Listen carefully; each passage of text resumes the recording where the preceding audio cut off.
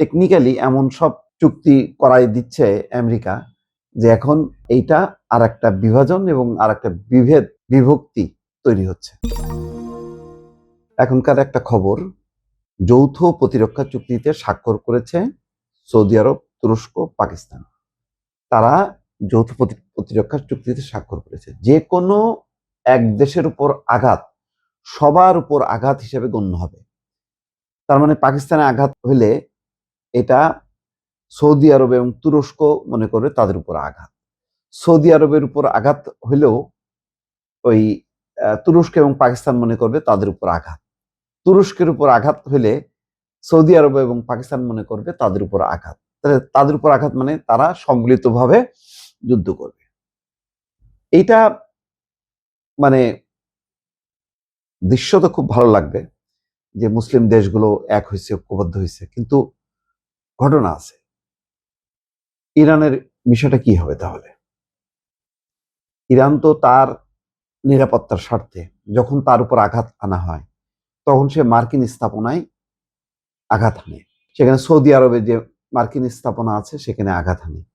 তাহলে সেখানে যখন আঘাত হানে, সৌদি আরব নিন্দা করে, তখন কি পাকিস্তান এবং তুরস্ক তারা মনে করবে যে তাদের উপর আঘাত হয়েছে, সুতরাং চলো সবাই মিলে আমরা ইরানের উপর ঝাঁপাই পড়ি? এটা তো মনে হচ্ছে একটা আরব দেশগুলোর মধ্যে একটা ক্যাচাল লাগানোর আর একটা চুক্তি।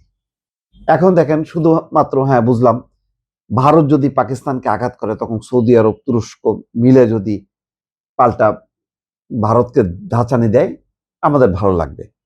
কিন্তু নিজেদের মধ্যে যখন হবে তখন কি হবে? এখানে ইয়েমেন আছে, ইয়েমেনের হুতিরা আছে, ইরাক আছে, সব মিলায় তো মুসলিম বিশ্ব তো ঐক্যবদ্ধ না। সেখানে যদি এই 3টা দেশ ঐক্যবদ্ধ হয়, তারপরে দেখেন আজকে 14টা দেশের যে প্রতিরক্ষা জোট, সেখানে বাংলাদেশ আছে। সেখানে সৌদি আরবের নেভাল চিফকে এর কমান্ডার করা হয়েছে। সেখানে ওই বাব মান্দেল বন্দর লোহিত সাগরে, সেখানে যাতে জাহাজ চলাচল নিরাপদ হয়, হুতিরা যাতে আক্রমণ না করতে পারে, হুতিদের বিরুদ্ধে যাতে ব্যবস্থা নেওয়া যায়, সেজন্য এই প্রতিরক্ষা জোট হয়েছে। এটাও কিন্তু আর এক জটিলতা। এই হুতিদেরকে সমর্থন করে ইরান, এবং এই হুতিরা আজকে নাজরান প্রদেশে সৌদি আরবের ক্ষেপণাস্ত্র হামলা চালাইছে, সেখানে 57 জন মারা গেছে, একজন বিদেশিও আছে।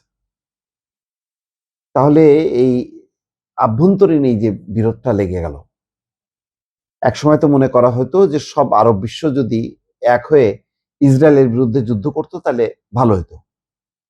কিন্তু এখন দেখেন, টেকনিক্যালি এমন সব চুক্তি করাই দিচ্ছে আমেরিকা যে এখন এইটা আর একটা বিভাজন এবং আর একটা বিভক্তি তৈরি হচ্ছে।